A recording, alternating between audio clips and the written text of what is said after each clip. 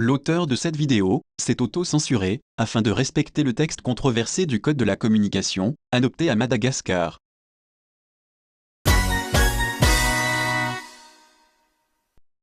Hier, je me disais un truc. Pour une fois, j'ai envie de parler actualité à Madagascar.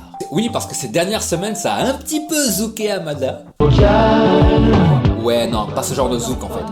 Alors, à l'ordre du jour, attentat, ananas et code de la communication. C'est parti. Tout d'abord, commençons par le commencement du début. Parlons attentat.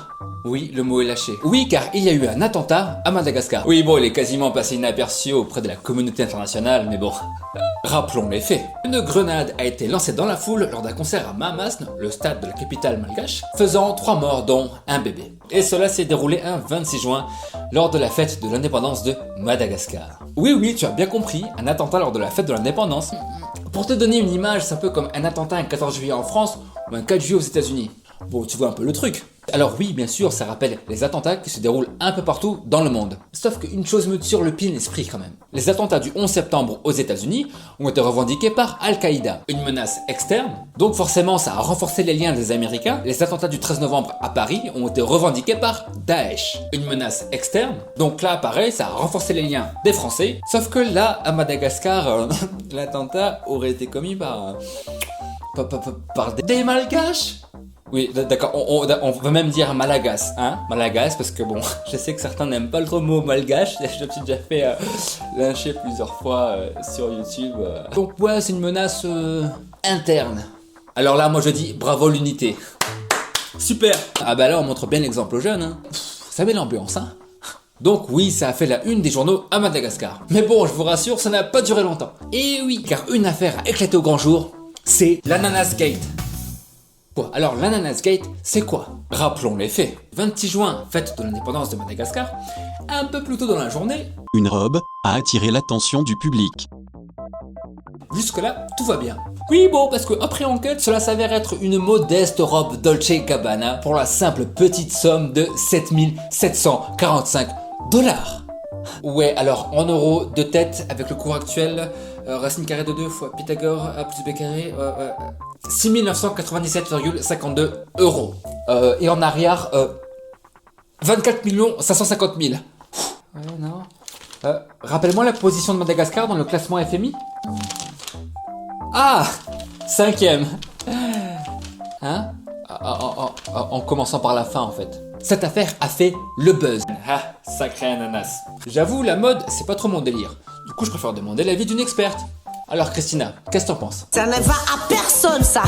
Il n'y a aucune morphologie qui a un truc pareil parce que ça, c'est pas du tout moderne. Catastrophique, ce truc, mon Dieu. Oh bah dites-nous. Je savais pas que ça existait. Et je savais pas que ça existait. Eh oui, ben moi non plus je savais pas, tu sais. Des robes aussi chères et aussi moches. Non mais je suis sûr qu'un peu moins cher, il y avait des bons trucs à Zara ou à H&M, tu vois. Alors pourquoi ce buzz porte le nom de l'Ananas Gate? Il s'agit d'une robe avec des feuilles de bananier imprimées dessus, et au niveau de la poitrine, un ananas. Par contre, j'aimerais bien connaître la pensée créative du créateur de cette robe. Ni creazione della passione. J'ai eu l'idée de créer cette robe lorsque j'étais à la fistinière. Un des partenaires voulait jouer avec les fruits. J'ai senti au plus profond de moi une création intense. Comme une illumination divine, l'ananas m'est apparu. Cela pénètre tout mon corps. Ce fruit est si majestueux. Il est le symbole de la jouissance. Ouais, alors attends, par contre, stop. Je crois avoir 2 autres petites bêtes là sur la robe. On peut zoomer un peu? Ouais, mais attends, mais on dirait des mouches à merde. La mer, je m'évade grâce à la mer. Le goût des huîtres, la saveur des moules. C'est comme ça que je me retrouve avec moi-même. À ce prix-là... Et pareil, à Madagascar, on a une main-d'œuvre en or. On produit même des habits haut de gamme. Par conséquent, pourquoi ne pas porter des habits made in Madagascar? Alors une deuxième chose, c'est qu'il me semble que c'est une robe d'été. Ouais, mais attends, mais nous, dans l'hémisphère sud, on est en hiver, non? Oh mais oui, tiens! C'est pas bête! Heureusement que pour lutter contre le froid, n'oublions pas qu'il y a ce foulard de la même collection et qui est livré sans la robe. Bah d'ailleurs, par curiosité, il coûte combien? 395 €.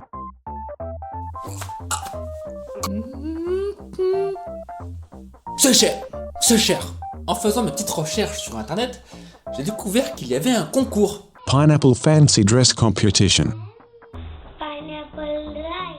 Alors, il semblerait que ce soit un concours qui récompense les robes d'ananas les plus originales. Alors, je sais pas, peut-être qu'on est en train de participer. Madagascar represent. Ouais, enfin, en tout cas, moi j'ai vu les tenues des autres participants. Voilà, moi je pense qu'on peut tous les niquer là, wesh. La bonne note dans l'histoire, c'est que si vraiment tu aimes ce modèle, mais que tu n'as pas le budget, il y a la version discount.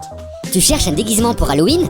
Achète donc la robe banane et ananas. Profite de la contrefaçon chinoise. La robe qui ressemble à l'original, mais qui est un peu différente quand même, est à non pas 7 785 $, mais à 63,88 € sur AliExpress. Alors l'autre, moi je dis merci les Chinois.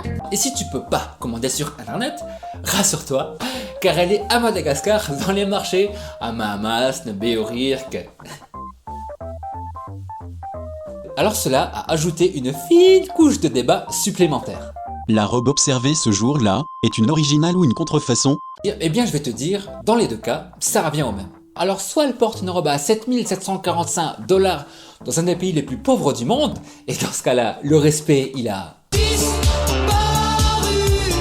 Soit elle porte la contrefaçon chinoise bradée à 69,92 $, qui est illégale, et là encore une fois, le respect il a disparu. Donc dans les deux cas, c'est pas génial. Ah là là. Heureusement qu'entre les attentats et l'Ananas Gate, le gouvernement connaît bien ses priorités et tente un petit forcing sans vaseline du code de la communication auprès du Sénat et de l'Assemblée nationale. Lol. C'est vrai que ça fait longtemps que je l'ai plus dit, mais aimons-nous les uns les autres. Ça ferait du bien.